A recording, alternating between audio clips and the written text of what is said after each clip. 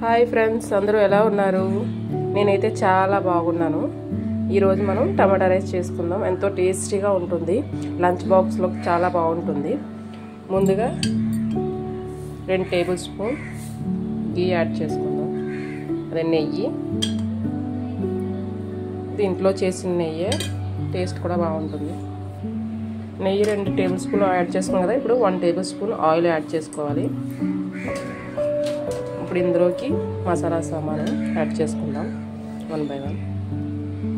లవంగాలు కొద్దిగా, దాల్చిన చెక్క కొద్దిగా, బిర్యానీ ఆకు కొద్దిగా, సాజీరా కొద్దిగా. ఇవన్నీ ఫ్రై అవ్వాలి. ఫ్రై అయిన తర్వాత మిగతా యాడ్ చేసుకుందాం. ఇప్పుడు కొద్దిగా జీడిపప్పు యాడ్ చేసుకుందాం. ముందే వేసామంటే అది కలర్ వచ్చేస్తుంది మాడిపోయినట్టు. అందుకే కొంచెం లైట్గా రోస్ట్ అయిన తర్వాత ఆనియన్స్ యాడ్ చేసుకుందాం. ఫ్రై అయిపోయింది. ఇప్పుడు 1 కప్పు ఆనియన్స్, అంటే పెద్ద సైజు ఆనియన్స్ 2.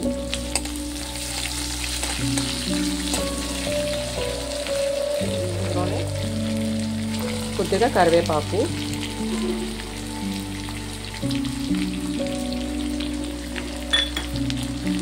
ఈ మొత్తం బ్రౌన్ కలర్ వచ్చేలాగా ఆనియన్స్ ఫ్రై చేసుకుందాం. కొద్దిగా సాల్ట్ నేను 1.5 స్పూన్ యాడ్ చేసుకుంటాను, రైస్ ఐటెం కాబట్టి. లేకపోతే 1 స్పూన్ సరిపోతుంది.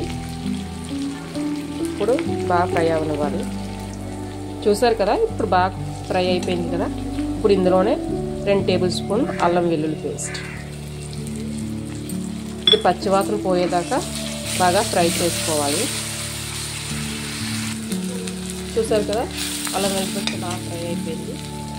మీడియం సైజు 3 టమాటోస్, 3 టమాటాలు ప్యూరీ మొత్తం మిక్సీ పట్టుకొని మొత్తం ఇందులో యాడ్ చేసుకొని పచ్చి వాసన పోయే వరకు ఫ్రై చేసుకోండి. తర్వాత మసాలా యాడ్ చేసుకుందాం.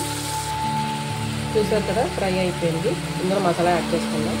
జీలకర్ర పొడి 1 table spoon, 1/2 spoon garam masala, 2 table స్పూన్లు కారం. మసాలా మొత్తం యాడ్ చేసుకున్నాం కదా. మసాలా బాగా ఫ్రై అవ్వాలి.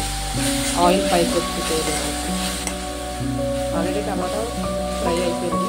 కొంచెం లోపల ఫ్రై అయితే ఆటోమేటిక్గా టేస్ట్ చాలా బాగుంటుంది. లంచ్ బాక్స్ కానీ, మార్నింగ్ బ్రేక్ఫాస్ట్ కానీ, ఈవినింగ్ డిన్నర్ కానీ, దేనికైనా టేస్ట్ మాత్రం సూపర్. ఒకసారి టేస్ట్ చూడండి, మీరే అంటారు ఇంత టేస్టీగా ఉంది. ఫ్రై అయిపోయింది కదా. ఇప్పుడు నేను ఆల్రెడీ బాయిల్ చేసి పెట్టుకున్న రైస్ యాడ్ చేసుకుంటున్నాను. రైస్ యాడ్ చేసుకొని మొత్తం కలిపేసుకుందాము.